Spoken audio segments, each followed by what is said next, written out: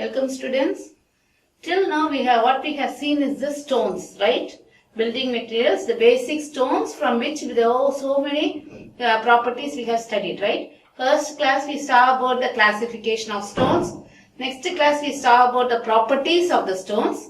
The next class we saw what we saw we saw what is the quarrying, what is the dressing of stones, right? So now for this class we are going to see about the bricks, right? So we are going to see the bricks is the most important and common man material, right? Stone masonry is little bit costly, but brick masonry is little bit economical, right? So we are going to see what is a brick.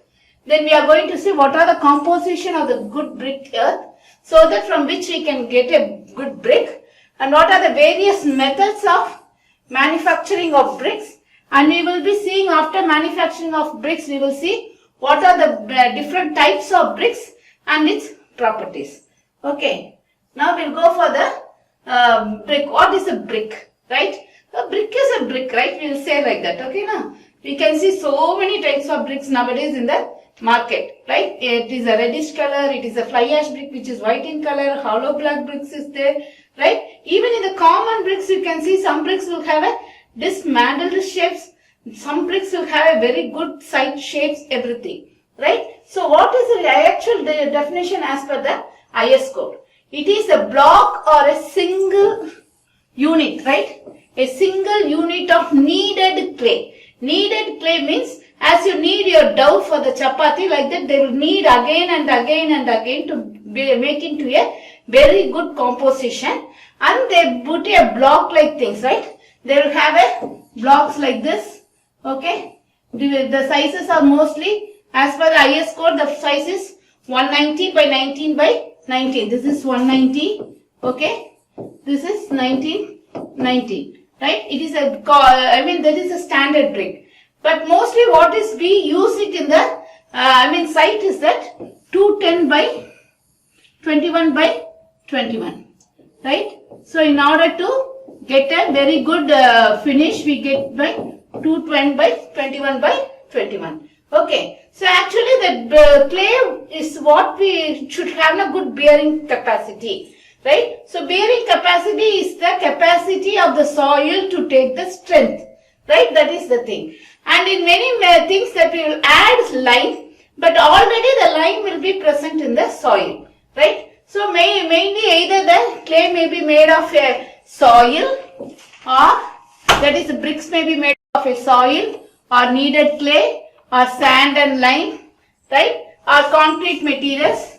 Some coarse aggregate may also be added, small chips, baby chips in the hollow bricks, and fire hardened and air dried.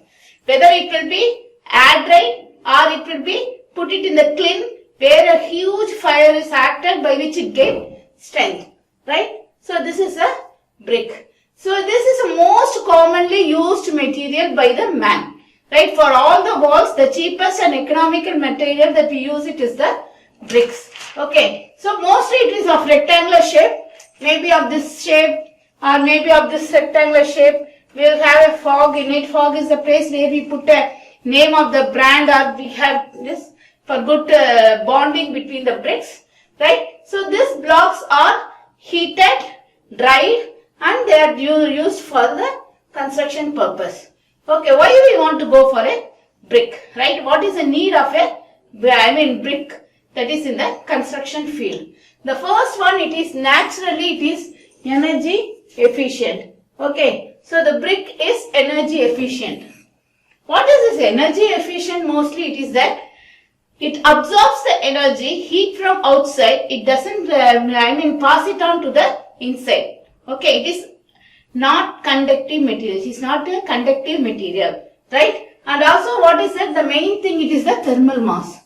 What is the outside pressure or outside temperature will not get affected because of this brick walls, right? And also the second one, the next one, that is the ability of the brick to store the heat and slowly release it, right? So it will release outside. Okay, the outside temperature may be very hot, but when we enter into the home, we will feel because of the brick walls, right? Okay, that's what it is told here, because the summer time and all, the inside the home it will be cool. During the winter, what will happen? The inside home will be little bit warm, right? So like that, the bricks will not be conducting the outside temperature to the inside, but it will regain the inside temperature. That is one of the main advantage. The second thing why we are going in for using the brick is that it is cheaper and lighter material than normal stones or normal masonry or concrete structure. It is cheaper materials. And also what is that now? Masons only is necessary. No most skilled laborers are necessary for placing a brick. If you take our forefathers now, they have the clay.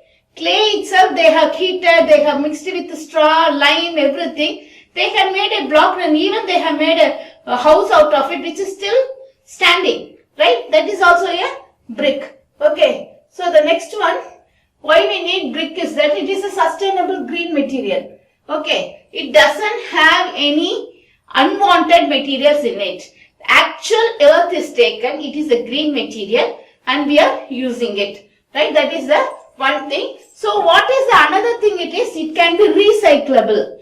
If a building has to be very old and it has to be,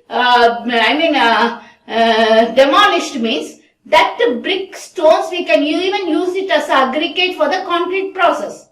Okay. So like that it can be reusable. Right? And also the chipped small bricks are used for pavement of the roads. Right? It is used for as a coarse aggregate. It can be used as a, that is inside of the drainage system, it can be used for the retaining wall purpose. Right? So if it is a drainage system is there now, this part they will be using this broken building materials, broken bricks also. So it is reusable. It is a green material which is reusable. And also the next one, it is not doesn't rot, dent or eaten by termites. So this property is mostly with the wooden material. Right? Easily it is affected by the termite. It is easily, it will be rot. The life will be very short for a wood. But for here, it will not be rot, it will not dent, it will not tear, it will not be eaten by the termites. The last thing why we need brick is that to absorb noise. Right? So you imagine, you are there in a room, you have a brick wall, next another room is there. Whatever you are talking with another person is hearing. So we are seeing why we are choosing the bricks, right? So it is very economical and other things. And the acoustics, right? The noise level. When once that the rooms what we are talking, if it is heard to the next room, what will happen? So the bricks why we are preferring is that it is a very good soundproof. It is an acoustic proof material. The next one, it is easy to alter or modify a brick wall, right? If I have a special plan, if I want to alter it, easily I can alter. But if it is a concrete structure, right? This is a column, this is a beam, okay. So actually there will be foundation below, right? So once the foundation is there, then I can't alter the, position of a column, right? This I can't alter, this I can't alter. But the brick wall, I can have a load bearing structure like this in the brick wall something, and I can little bit alter my house, right? That is the thing. And demolishing of the structure is very easy with the brick wall rather than the concrete or a stone masonry structure. And it is economical, I told you, and also it is hard and durable. As the days go, because of the binding between the cement mortar or the lime mortar, it is very hard and it is fire resistance. You can see it can even withhold up to 1100 degrees centigrade without undergoing any distortions. Okay. So the next one, compressive strength is good enough. It is as per 1107. We are finding out the compressive strength of the bricks. When we find out the properties, we will see. And the compressive strength is very good. It will be more than 3.5 to 7. And also the maintenance cost is not low. It is almost nil. And the orientation of the sizes. We can have a half brick. We can have a full brick. We can have a bat, like that. Different types of bricks we can have. And the scrap value of the brick is more high. Even the bricks, after it is broken, can be used as an aggregate. Right? So that is after the use it, what is the value? That we call it as the scrap value. Right? Okay, it is very high and it is reusable and recyclable. I am again and again telling that even the bricks are small, after demolishing water, it can be used for many other purpose, right? Okay, that is the use of bricks. Now we will go and see. Everyone will know what is the composition of bricks, where bricks we are getting. All the things I am again and again I am telling, the building materials what we are using for civil engineering, we are getting it from the mother earth, right? So, okay, what is that good quality we should have? The composition. Every, earth material, every soil materials cannot be used for making a very good brick, right? What is the material that I am going to use it? Okay, so I can see this, the soil or the property of the soil, earth which I am using it for the brick should have silica 50 to 60%. So, which is good in silica is sand, right? The next one, alumina 20 to 30%, lime 10%, iron oxide 5 to 6%, magnesia less than 5%, and alkalis and other organic matters will also be there. We will see how far it is advantageous, how far it is harmful, right? So, the first one we will see about this, silica and alumina are almost the same thing that is available in the earth. If it is a calcareous rock, it is rich in calcium, but that rock is not, it is a limestone, sandstone, and it is not used for making bricks. The bricks making materials are silica content, silicious rocks and also argillaceous rocks. That are the main rock material, the earth material which are used for making a brick. Even cement is, for making cement, the raw material is earth. We will be taking the material that is rich in silica and argillaceous material, clay content. Right, first we will see about the silica. So the silica what we are using for the brick material, it should have 50 to 60% of silica in it. The earth should have 50 to 60% of silica in it. And also it should, because why we have silica is that it will prevent cracking of the bricks, right? So the cracking, warping means distortion in shapes. If there is a brick like this is there, and if that is undergoing water, right? So rain is coming now, everything is coming. If the brick is bulging, what will happen? That's all. Failure will happen. So for the warping of bricks, and also it will prevent the cracking. It is a very good, give durability to the bricks. It can be long lasting, and it destroys the cohesion between the particles, and the brick becomes brittle. If it is added in more content, then the brick will become brittle. It will easily break. The next one, it is the alumina. Alumina, it will have to have 20 to 30% of the alumina in it. Why the alumina content has to be this? It induces plasticity into the material, right? So actually, when I am going to apply a load here, if the load is going like this, it's okay, right? So after some time, the load should not reverse back, like that of a rubber band. If I am going to extend the rubber band to certain limit, the elastic property will be there, after which it will not regain its original position. So here this alumina helps the bricks to regain its position. It will not allow the bricks to come back to its original position. Original position is earth. It will not help to brittle. It will not help to demold itself, right? So it is very good, for the molding process. But if it is excess of 20 to 30%, what will happen? The brick will shrink, right? It is an adverse effect also. We will also see the adverse effect. The next one, it is the lime. So the lime should be in the range of 5 to 10% in a very good brick work, and it prevents shrinkage on drying, right? And also it causes silica in clay to melt, right? When we are heating, this lime melt itself and it fills the pores in it, and it will regain the strength. Okay. So the next one we will see the iron oxide. Iron oxide, all of you know, it is ferric or ferrous. Whatever the iron content that is there, it will give you imparted this orange color, the brick color to the bricks, right? This color it will be giving to the bricks. Okay. So what is the main thing of iron oxide? It gives weight, it increases the impermeability and durability, it gives strength and hardness to the bricks. The color, the particular brick color, it gives the color to the thing. And if the quantity becomes extent, then the brick will become yellow in color.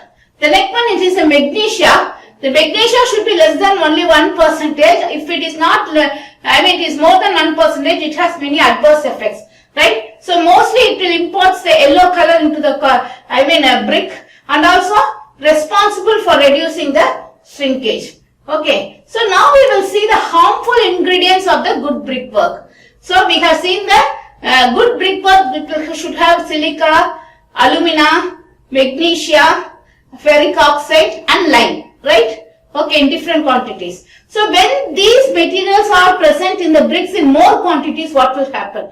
If the lime is there in more quantity, right? What will happen means it disfigures the bricks. This will dismantle the bricks. The bricks cannot be there in the rectangular form. On heating, the brick will fall, right? That is one of the thing. Okay. So you can see CaCO3 is the main thing, lime. When it is burning, quicklime is formed. So, okay. So after the brick, when it is soaking now, then there will be expansion of the bricks, which will cause the failure of brick if the lime content is more. Okay. So the next one we will see the iron pyrites, the ferric oxide, right? The ions, right? We saw that if there should be there to increase the red color in the brick color, but when it is found in extent, what will happen means if the brick will break into small pieces. Also, it discolorize the bricks if it is found into yellow color, right? Which is not permissible for the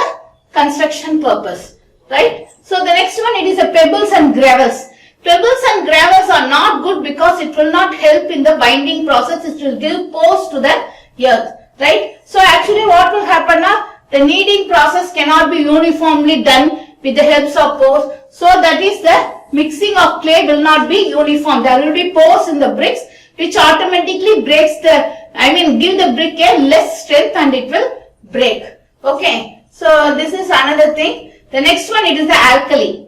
Alkali is a very bad thing for any brickwork. If the earth is having alkalis more, then what will happen now? It will form soda and potash, which will, when we are heating the bricks in the kiln now, this will twist, this will warp, this will discolorize, this will distort, all the things will happen, right? So actually, if I want the brick to be this shape, right? So after this heating, what will be the brick shape means like this it will be. Or it will be, rather than this, it will shrink like this.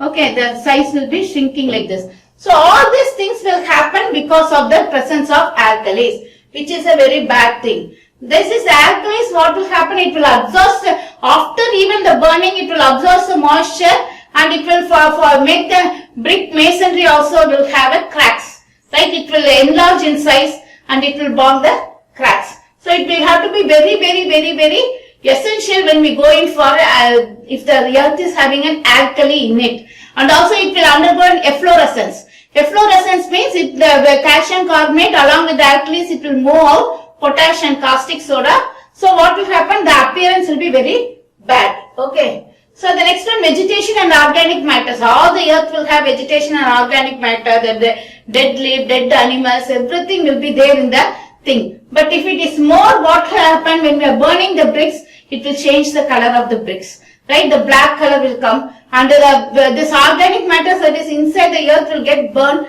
leaving that place a porous one. Right? Okay. So this is very important. And also this organic matter will, along with the alkalis, it will form a carbonaceous matter which will formation of small pores, very porous bricks. Okay. So the carbonaceous material, as I told you, it will affect the color, it will form the pores in the bricks as like that of the vegetable matters. The next one, it is a sulfur. Sulfur is usually not found in the earth in a large quantity, but if there is a small sulfur, potassium sulfate or ferrous sulfate or sodium sulfate or calcium sulfate or magnesium sulfate, these are the sulfates usually present: calcium, magnesium, sodium, potassium and iron sulfate. Even the proportion is very small, then the carbon content in the clay will burn and it will reduce the strength, it will form the porous brick, right? Okay, so the color of the brick will change, it will have, if the sulfur is there, it will have white precipitation, other things. Okay, the next one, it is water. Water should be drinking water. Like good potable water is necessary for making a brick. Whatever the alkalis or whatever the acidic contents in the water will affect the brick manufacturing process, the properties of the bricks. It will sink, it will discolorize, that will happen even in the brick masonry itself. The next one, we have to, see what are the composition of the bricks. I am saying about some here, till here we saw about the ordinary bricks alone, the composition of the bricks used. Okay, now we will see what are the composition, actual composition in the brick. If I am going to take a common burnt clay, then it is having a low mud, that is soil, sand, water. If I am going to have a sand lime bricks, instead of this clay content, we will have lime content more. Right? So calcium silicate, that is silica sand, quicklime and water. Okay. So the next type is concrete bricks. All of you know it is a hollow bricks. We call it as a concrete bricks. It will have sand, water, Portland cement into it. The next one, instead of Portland cement, we can have fly ash. What is fly ash? Fly ash is the byproduct or the waste product that is coming from the thermal power plant. Okay. It will have some pozzolanic property like that of the cement. So that they are using it for the fly ash bricks, because fly ash is very cheaper. It is a waste material. So it is very cheaper compared to the Portland cement. So fly ash, sand or river and the stone dust it is used. And the next one, it is the fire clay bricks, where the ordinary bricks upon heating cling to the very high temperature. We call it as a fire clay bricks. What is the main advantage of the fire clay bricks is that it is having a very good finish. It's very rectangular, perfect finish at the end. Okay. So it will have little bit of alumina content in it, and hollow bricks. All of you know about the hollow bricks, right? So actually, this is one of the sun bricks, we call it as, which will have pores, and this is a hollow brick, and this is a fly ash brick, this is an ordinary brick, and this is also a one type of fly ash bricks. This is fire clay bricks.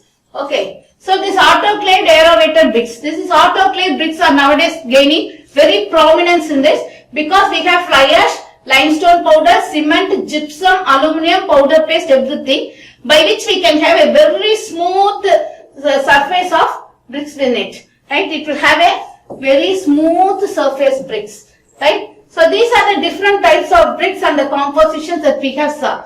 And we will see some standard brick size. So if it is a standard and modular size, 190 by 90, or half brick, it is 190 by 40.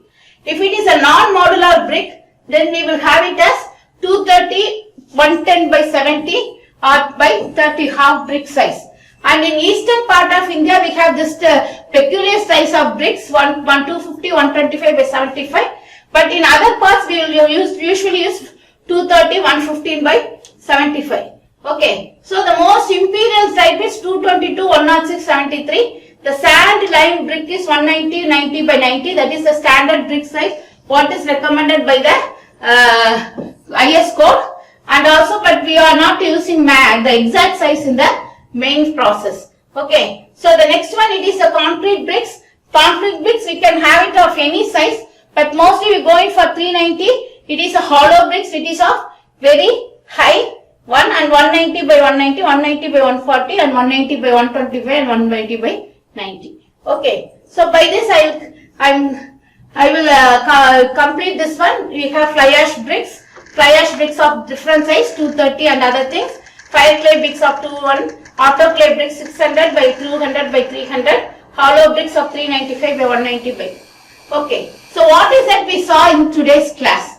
Okay. So in today's class, what we saw is the bricks. Okay, we saw what is a brick, and also we saw what are the components or composition of the earthwork to make a very good brick, right? And what are the harmful elements in the earthwork which will adversely affect the brick. And we saw what are the different sizes of bricks, what is the different composition by which different bricks are formed. Okay, in the next class we will see about the manufacturing methods and the properties of the brick material.